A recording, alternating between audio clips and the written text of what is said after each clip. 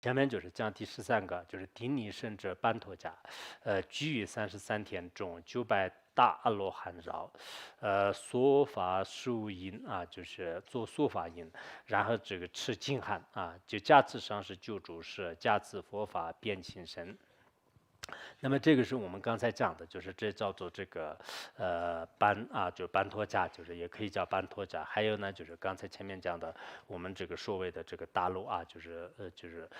它呢就是居于这个33天，有900个阿罗汉围绕，然后这个数做的是就是说法数音啊，就是还有呢就是书持这个净汉啊，就加持世界上的所有的高僧大德长久住世和佛法这个新生。那么他的公文呢，我们前面也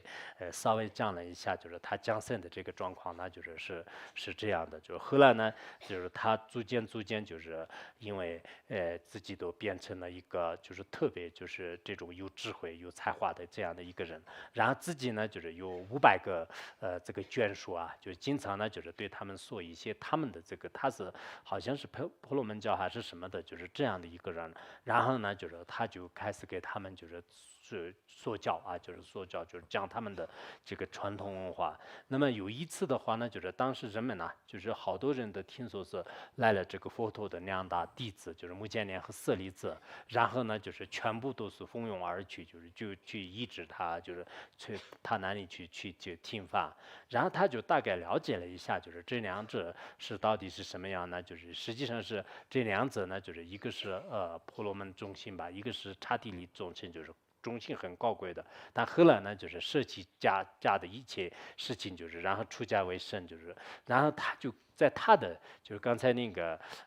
就是也叫做大陆吧，就是他的这个看法的话呢，好像是不值得，就是这2个字有什么，就是把家这么高贵的是家里的这一切的舍弃的是不太就是合理的，有这样的看法。那个时候呢，就是在他的弟子当中呢，就是有一个佛教徒，就是这个佛教徒呢，就给这个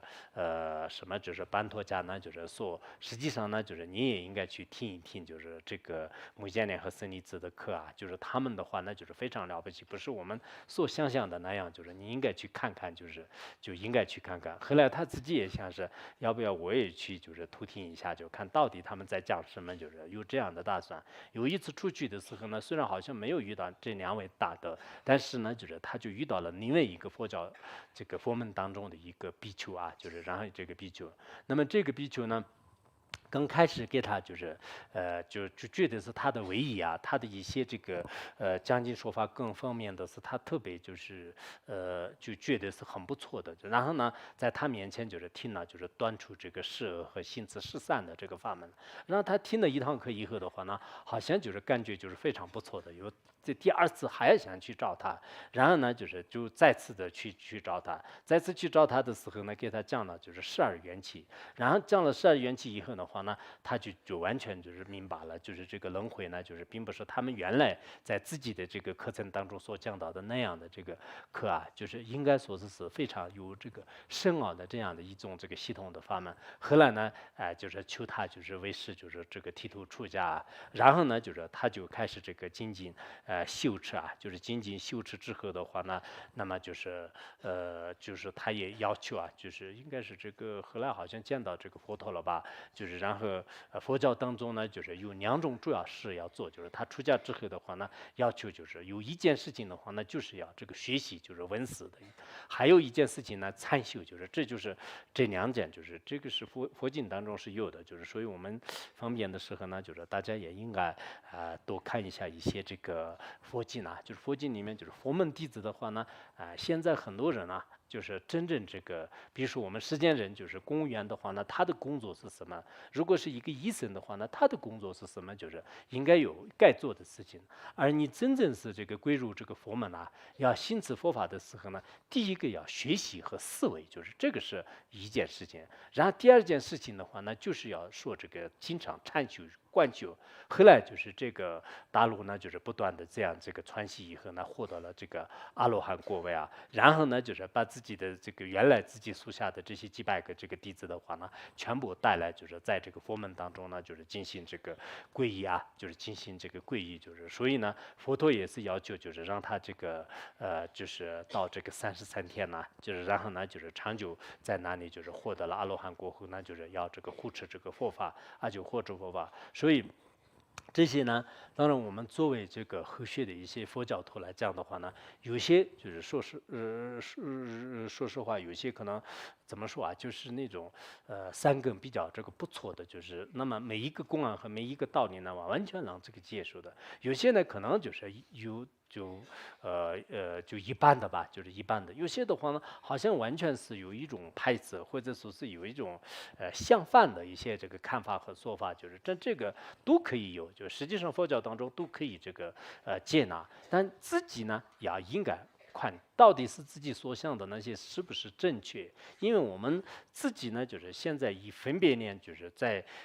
以分别念的主观的这个思想下呢，就是好多我们所思维的东西呢不一定是真实的，这一点大家一定要清楚。我们认为这个很干净的话呢，不一定很干净。我们认为它是这个一直存在。你看昨天我看这个红色柱子也在，今天也在，那么明天也在的话呢，我认为它是常有的，但实际上呢，就是这是不正确的。所以呢，有时候我们不管是听一个故事也好，就是学一个任何一个道理的时候呢，我自己觉得到底是不是这样的时候呢，你要就是观察自己的心啊。我们藏传佛教当中有一个大的叫根本全本，他说是从小时候到这个老年之间的话呢，就是自己的这个心态呢，就是幻变过这个无数次，就是所以呢，就是当下的这个一年呢，就是没有什么可靠的啊，就是他说的这句话呢，就是说实在，就是每一个人的生活经历呢。可能从小我们从很小很小的时候呢，就是特别喜欢一些玩具，就是然后你长大以后的话呢，就是这些玩具也没有什么的。然后你在这个年轻的时候呢，你当时这个的这些对境就是特别执着的话呢，就是到年龄一定的成熟的时候呢，好像这个也没有什么。然后你中年的时候的特别就是执着你的事业啊，执着你的这个家庭啊，最后可能是你。到这个年龄，就是已经这个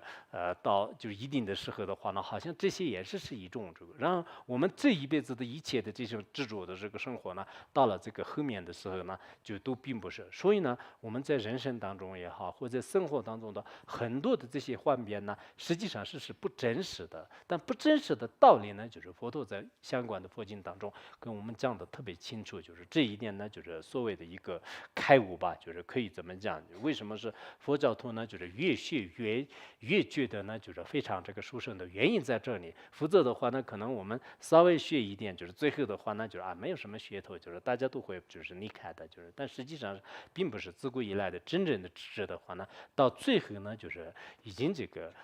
佛教就是很了不起，就是这就是人类的就是应该说是晋升这个财富啊，也是我们特别希望呢，就是每一个人呢要动到他的这个部分，就是我们不敢说是所有的这些真理，但哪怕是里面的部分的内容动到的话，那就是的确也是对精神来说是有非常大的帮助。所以呢，我们经常也是应该祈祷这些圣者呢，就是就对我们就是宣说真理的这些就是大德们的话呢，就是在实践当中就是多多的这个涌现，就是然后让他们呢就是应该哪怕是住的这个多少世日的话呢，就是也是与这个众生啊，围绕这个众生呢，就是应该。注释就是心里也经常这样发愿的话，那这也是一个非常殊胜的这个修法。